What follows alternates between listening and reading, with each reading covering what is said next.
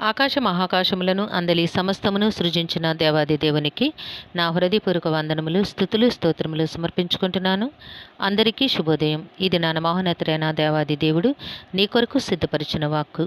చీకటిలో నీ వెలుగు ప్రకాశించును, అంధకారము నీకు మధ్యాహ్నము వలె నుండును.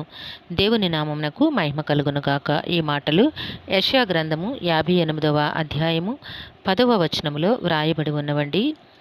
చూడండి నేస్తమా, నీ దేవాది దేవుడు ఇది నాన్న నీకిచ్చిన వాక్కు ఏమిటి అనగా, చీకటిలో నీ వెలుగు ప్రకాశించును, అంధకారము నీకు మధ్యాహ్నము వలె నుండును.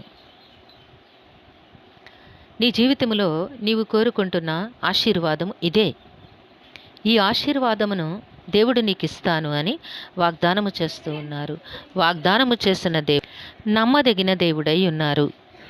ఎందుకు అంటే, నీవు అనుభవిస్తున్న చీకటి సంబంధించిన చింతలు, దుఃఖము, వేదన అన్నీ నిజమే. నీ బ్రతుకు నీకు అంధకారములాగు చీకటిమయముగాను ఉంది.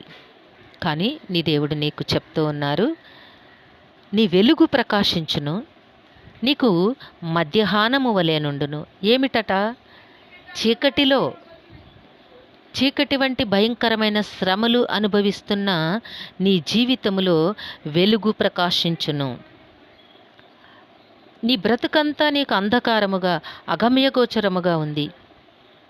అతి భయంకరమైన వేదనను అనుభవిస్తూ ఉన్నావు. నీవు ఉన్నది మిట్ట మధ్యాహ్నము సమయములోనే, కానీ నీవు అంధకారములాగు నీ మనస్సునందు అనుభవిస్తూ ఉన్నావు అంటున్నారు దేవాది దేవుడు. ఆ అంధకారమయమైన ఆ స్థితిని నీకు మధ్యాహ్నము వలె ఉండునట్లుగా చేస్తాను అని వాగ్దానము చేస్తూ ఉన్నారు నేస్తమా. ఇక నీకు చింత ఎందుకు? చింతను విడిచిపెట్టు. అయితే నీవు చేయాల్సిన పని ఉంది. ఆశించిన దానిని ఆకలిగొనిన వానికి ఇచ్చి శ్రమపడిన వానిని తృప్తిపరచిన ఎడల. దేవుడు నీ పట్ల నమ్మకమైన దేవుడై ఉన్నారు. నీకు చేస్తానని వాగ్దానము చేశారు. అయితే నీవు చేయాల్సింది కూడా ఉంది నేస్తమా. దానిని మరవబోకు. ఆశించిన దానిని ఆకలిగొనిన వానికివ్వి. ఎవరైతే ఆకలిగా ఉంటారో, నీకు అన్నం పెట్టే స్థితిని దేవుడిచ్చారా? ఆకలిగా ఉన్న వానికి పట్టుడు అన్నం పెట్టే స్థితిని దేవుడు నీకు ఇచ్చినట్లయితే వానికి అన్నము పెట్టు. శ్రమలో ఉన్నవారికి నీవు ఏదైనా సహాయము చేయగలిగిన స్థితి గనక నీకు ఉన్నట్లయితే నువ్వు చేయగలిగిన సహాయము చెయ్యి. నీవు చేసే సహాయమే నీ ఉన్నతమైన ఆశీర్వాదములకు ఒక తాళము చెవి వంటిది. చాలా గొప్ప రహస్యము. నువ్వు చేయగలిగింది నువ్వు చెయ్యి. నీ బ్రతుకులో నీవు చేసుకోలేనివన్నిటినీ దేవుడు చేస్తారు. దేవుని మాటల యందు లక్ష్యముంచు నేస్తమా. దేవుడు నమ్మకమైన దేవుడై ఉన్నారు గనుక ఆకలి కొనిన వానికి అన్నము పెట్టు. శ్రమలో ఉన్నవానికి వాడు తృప్తి పడేటట్టుగా నువ్వు చేయగలిగిన సహాయం చెయ్యి.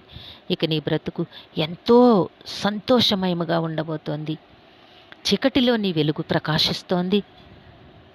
అంధకారమైన శ్రమలను అనుభవిస్తున్న నీ బ్రతుకు మధ్యాహ్నము వలె ఆనందమయముగా, చాలా ఉన్నతమైన ఆశీర్వాదములతో నింపి దేవుడు నిన్ను జీవింపచేయనై ఉన్నారు. కాబట్టి నేస్తమా, దేవుని ప్రణాళికలను, దేవుని సంగతులను నిర్లక్ష్యం చేయకు. దేవుని సంగతులకు నీ హృదయమందు ఉన్నతమైన స్థానమిచ్చి చూడు. దేవుడు నీకు ఇవ్వబోయే ఆశీర్వాదములను నీవు అనుభవించి ఆనందించి దేవునిని ఘనపరచగలుగుతావు. దేవుడు నిన్ను దీవించి ఆశీర్వదించునుగాక. ప్రార్థన చేసుకుందాము.